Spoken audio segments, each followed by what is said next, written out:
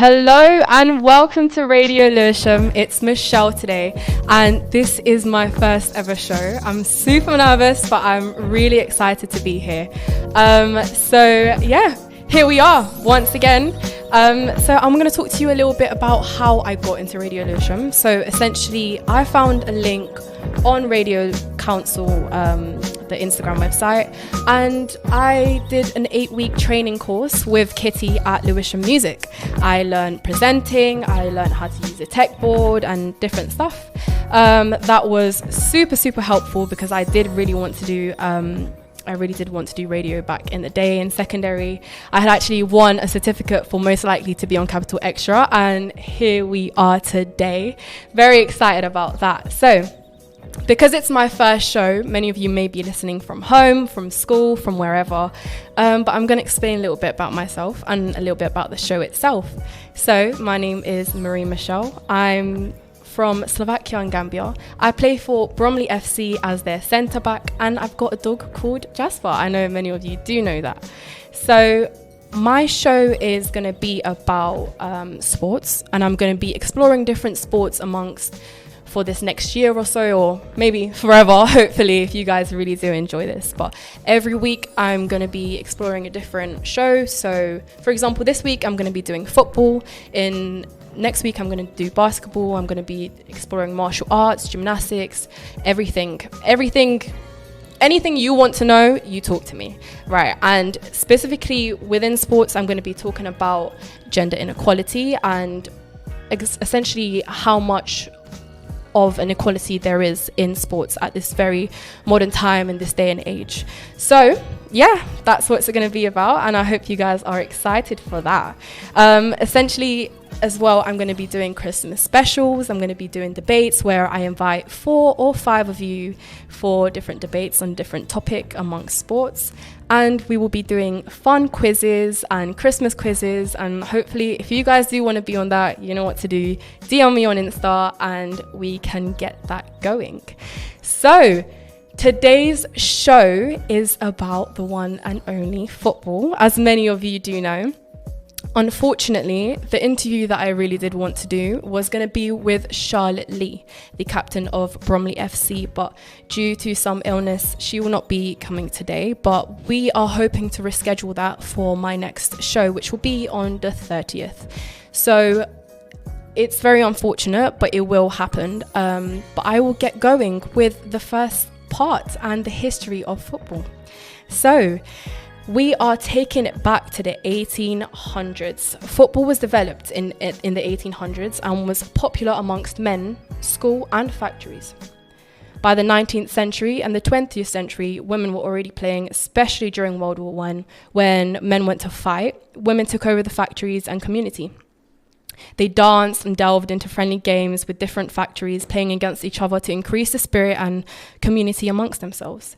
Their most famous team were the Kerr Ladies, withdrawing 50,000 fans. However, consequently, football, as many other sports, was a male-dominated field with controls such as the FIFA institution and the FA in England, as many sports in this day and age, such as basketball, so much more. So men viewed football as unfeminine, unsuitable, and stated that they should have mother responsibilities and household responsibilities. I'm sorry, but if I was told that I have mother responsibilities, I wouldn't be very happy about that. But yeah, they were basically said that they were unsuitable for playing the sport. They were mocked, and subsequently, women were unable to access safe pitches. They were harassed and could not access coaching or funding. They couldn't do anything. Football became a man's world. Let that sink in for a sec. In the 1920s, the FA banned the women from playing football on the FA pitches, saying the game was unsuitable for females, such as it was unsuitable for their reproduction organs. Women were told they couldn't play football not because they weren't skilled enough, but because they were a woman, because of her gender. Guess how long that ban lasted? That ban lasted 50 years, 50 years. Women's football was unrepresented and media coverage disappeared, with no one reporting on women's football. It was almost like it was censored from the public. Essentially, they didn't want to reinforce the leisure activity for women. However, women fought back, and eventually the ban was lifted in 1971, where international women's football slowly began to rise again. They kept fighting. That is what us women do. From there, the England women team was formed on the 9th of November 1973, where their first ever match was played in Scotland with a 3-2 win. From there, the Lionesses have gained so much support, with winning the Euros twice. As many of you may know that I did a demo on that, and I know I sounded really flustered there because here's a little bit of a background. My demo was about the Lionesses and about how obviously the Euros were recently, where they had won against Spain. Yes, let's go. And yeah, they had a really hard time. There were some really nail-biting moments. And I was like, you know what? I'm going to do a show about that. I really want to do that. And I did that show, and here I am. I'm back here doing my favorite type of topic that I wanted. So they had won the Euros twice. Unfortunately, not the World Cup, but very soon to come in the year 2027 in Brazil. You will be seeing me there at every single match. However, it is keen to notice, because we're not just talking about the Lionesses, but the USA women have won the World Cup 4 times, and Germany winning the Euros 8 times, 6 of them in a row. That is crazy. That is impressive, and I think that's what we need for some more visibility and some more support for women's football. Right. The next part that I'm going to be doing is the Feminist Hall of Fame. So in my shows, I will be exploring one very significant woman who had impacted the show in such the sport in such an important way, whether that's changing people's stereotypes or changing people's perception on the sport itself, or introducing laws on fighting for equality. So today, I'm going to be exploring, and I'm going to be talking about the one and only Alex Scott. So Alex Scott grew up on a council estate in East London, along with single parents and her brother. She was told football was a boys' sport. And I can relate to that, because when I was in primary school, I was the only girl playing football. And I was very much told that I wouldn't make it in football because it was a man's sport. She was constantly picked on and mocked on because she was a girl who played football. Her ability was constantly questioned and doubted, with not many opportunities around her. Not like today, where you can go and find a club for girls. She said, and I quote, "had to fight for my place in football." Not only had Alex Scott faced sexism, but she had also faced racism. Being a mixed girl, she was made to feel different because of her skin color. She was made to feel different because of her gender. But she persevered, and she went on to play right back for Arsenal and England, the national team, with winning numerous titles such as the 2007 Women's Champions League, a really significant day for the England national team. She showed up 140 caps for England, and she became a role model for little girls out there. And she became someone people who could look up to, girls who could wear her last name on their football top. Alex Scott focused on breaking down the barriers of female football and spoke out about the gender inequality on BBC, Sky Sports and more sports channels.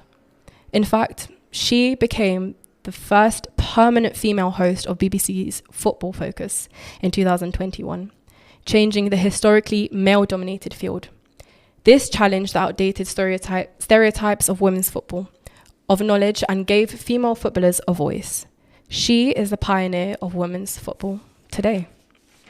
I think it's really important to talk about people like this, because these are the people that are creating and impacting, these sports these days. These are the people that are important for showing that women are just as good as men, if not better. I know a lot of people will be fighting me tomorrow for saying that, but I do believe that. And I think it's really important to talk about people like this. And as I said before, I'm going to be doing that a lot of times for my next shows. For example, next week I'll be doing basketball and talking about a specific feminist who has impacted basketball as a sport itself. So over the past few years, women's football has gained incredible visibility, with the Euros in 2022 having almost 2 billion viewers and almost 87,000, I think, people in the stands. The growing support and visibility helps create a more level playing field with the continuing advocacy for the sport. Over the years, there's been rising talent, with more women having the opportunities to join clubs and training. They have the chance to show their ability and what they can do.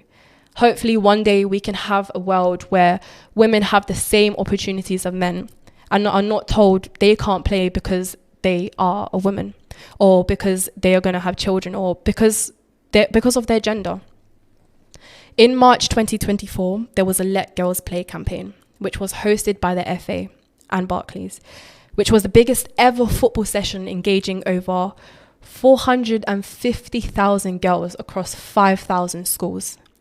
This pushed for equal access to the sports. These effects and this support from male-dominated fields and industries has allowed to show the fostering of equality and growth in women's sports. I wanted to make a women's sports show because I haven't heard a lot of sports shows that, focuses on the inequality in sports. And yes, before I was even thinking to do a music show and essentially talk about different artists and, maybe get people into different genres. But I think it was important that I do the show because I'm interested in football, and a lot of you do know I'm a huge feminist. So I combine those together and we've got Offside. But yeah, we have finally come to the end of the sports show, of the sport of football. Please let me know what you would like to see on Offside, as well as DMing me on Insta. If you would like to be a part of the show, please let me know as well, because I think I can have at least 4-5 people, I'm not sure, on the show at once, and we could really have a really good time. So yeah, if you have any feedback, that would be lovely today. Today was very short because obviously unfortunately, the interview didn't work out, but my shows will be, I think, around half an hour long, half an hour to maybe 40 minutes with more interviews, with more in-depth research. But because this is the first time, I wanted you guys to just get to know me a little bit, get to know what the show is about, get to know what I'm going to be doing. And if you would ever like to be a part of it, if you would ever like to just come have a chat with me about a specific sport, you just let me know. So this has been Offside, and I've been Mary Michelle on Radio Lisham. Join me again in 2 weeks for Women in Basketball. Raise your voice, own your power, and stay offside, ladies. Thank you very much. This is Radio Lewisham, bringing the best local shows to your community.